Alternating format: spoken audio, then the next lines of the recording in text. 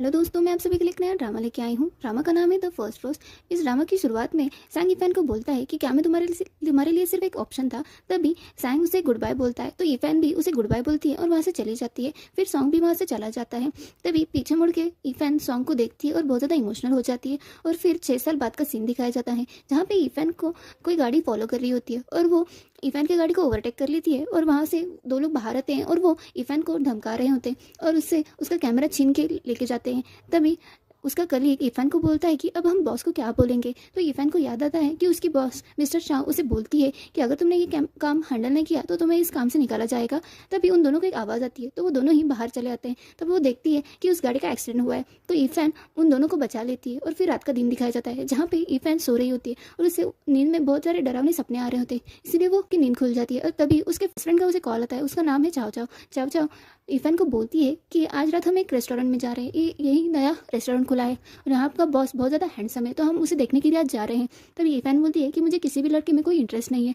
तो चाओ चाओ बोलती है कि प्लीज़ तुम्हें मुझे मेरे साथ आना ही होगा। और फिर वो दोनों ही उस रेस्टोरेंट के बॉस को देखने के लिए उस रेस्टोरेंट में आ रहे होते हैं। तभी फिर चाव चाव इफान को बोलती है कि आज मैं एक लड़के से मिली थी, वो लड़का सांग का क्लासमेट है। तभी वो इफान को बोलती है कि क्या तुम्हें सांग याद है। तभी चाव चाव को उस रेस्टोरेंट का बॉस दिख जाता है तो वो इफान को लेके उस बॉस को देखने के लिए चली जाती है। तभी इफान को सांग दिख जाता है, एक्चुअल में उस रेस्टोरेंट का बॉस सांग होता है। तभी इफान थोड़ा सा इमोशनल हो जाती है तो वो एक लड़के से टकरा जाती है जिसकी वजह से सारा जूस उसके ऊपर गिर जाता है।